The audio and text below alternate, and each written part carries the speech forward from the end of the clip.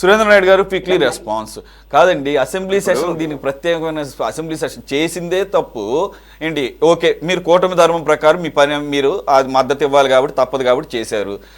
YCP కూడా చేసింది. YCP ఆ తర్వాత అసలు దాని గురించి క్యారీ ఫార్వర్డ్ చేసిందా? కామ్గా వాళ్ళ పని వాళ్ళు చేసేసారు, అయిపోయింది. దాని గురించి ఒక మాట కూడా మాట్లాడటం లేదు. మరి మీరేంటంటే బీజేపీ కన్నా ఎక్కువగా భుజానేసుకొని మొత్తం ఎన్డీఏతర పక్షాలందరినీ అలాగ తూర్పారబట్టడం ఏంటి, అలా అటాక్ చేయడం ఏంటి?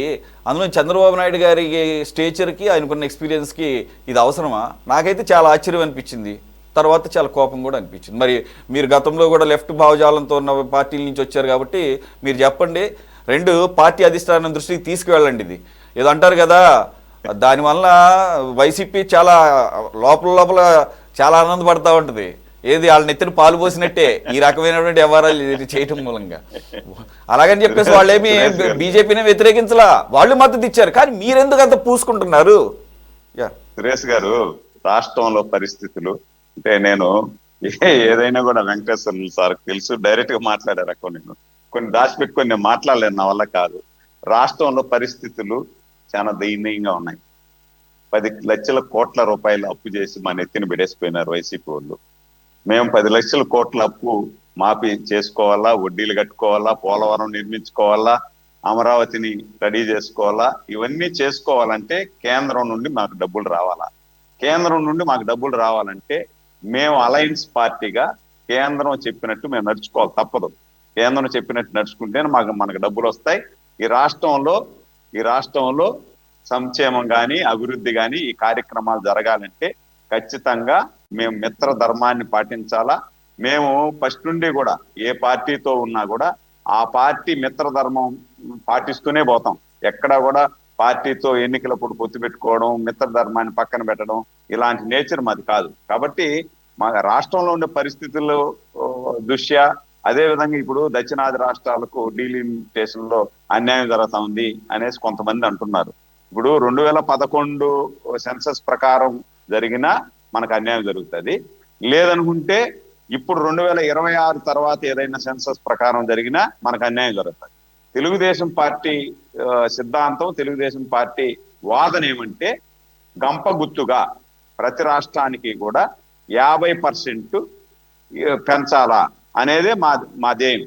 దాంతో పాటు రాష్ట్రం విడిపోయే రోజు తెలంగాణకు, ఆంధ్రప్రదేశ్కు ఎమ్మెల్యే స్థానాలు కానీ ఎంపీ స్థానాలు కానీ పెంచే విధంగా ఆ రోజు చట్టంలో చేశారు. దాన్ని అమలు చేయలే. ఇప్పుడు ఇంపార్టెంట్ గా మనకు కావాలా, తెలంగాణకు కావాలి, ఆంధ్రప్రదేశ్కి కావాలి.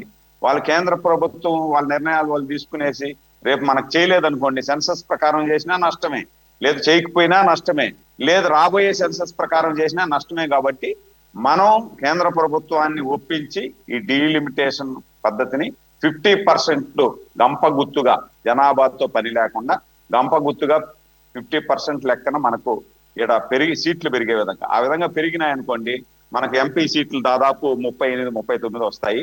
ఎమ్మెల్యే స్థానాలు అంటే 265, 270 స్థానాలు వస్తాయి. అందరికీ న్యాయం చేయొచ్చు. దాంట్లో 88 మంది మహిళలకు కూడా స్థానం కల్పించవచ్చు. మహిళా పచ్చిపాతి తెలుగుదేశం పార్టీ పెట్టిన రోజు నుండే కూడా స్వర్గీయ ఎన్టీ రామారావు గారు ఆస్తిలో సగభాగం మహిళలకు పెట్టాలని చెప్పి, అదే విధంగా మహిళలకి 33% రిజర్వేషన్ కల్పించాలని చెప్పి కూడా ప్రయత్నం చేసింది ఆ రోజు. దాని తర్వాత కూడా మనకు చట్టంలో లేకపోయినా లోకల్ బాడీ ఎన్నికల్లో కానీ అన్నిట్లో కూడా తెలుగుదేశం పార్టీ 33% రిజర్వేషన్ ఇచ్చి మహిళలకి అభ్యుదయ భావాలతో పాటు వాళ్ళని రాజకీయంగా కానీ అన్ని రంగాల్లో కానీ డెవలప్ చేసింది తెలుగుదేశం పార్టీ.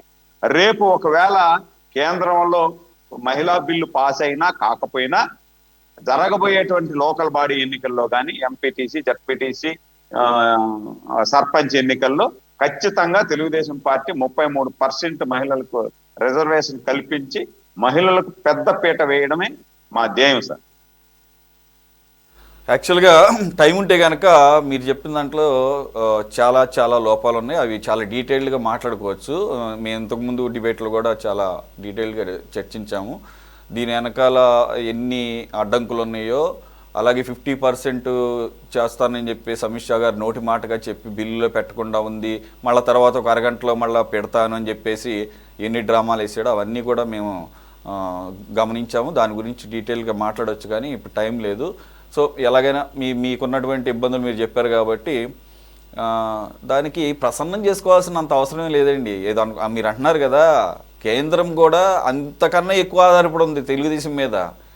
మైనారిటీ ప్రభుత్వం అక్కడ ఉన్నది, మీరు ఇచ్చినటువంటి సపోర్ట్తోనే కదా, అక్కడ జేడీ ఇచ్చిన సపోర్ట్తోనే కదా. కాబట్టి అంత ప్రసన్నం చేసుకోవాల్సిన అవసరం లేదు. ఇంకా మాట్లాడితే వాళ్ళే మిమ్మల్ని ప్రసన్నం చేసుకుంటూ మీరు ఎక్కడ జారిపోకుండా ఉండటం కోసం అడిగినా అడగకపోయినా ముందస్తుగా వచ్చి ఏం కావాలి బాబు, పోలవరానికి ఎంత ఇవ్వాలి, రాష్ట్రానికి అమరావతికి ఎంత ఇవ్వాలి, ఎలా మేమేం చేయగలం, how can I help you with అని చెప్పేసి అంటారే ఒక కార్పొరేట్ స్టైల్లో. అలాంటి పొజిషన్ ఉంది. మీరు అది మర్చిపోయి ఆయనను ప్రసన్నం చేసుకునే కార్యక్రమంలో భాగంగా మిగిలిన పార్టీలన్నింటినీ దూరం చేసుకుంటూ దుమ్మెత్తిపోయాల్సిన అవసరం అంతకన్నా లేదు.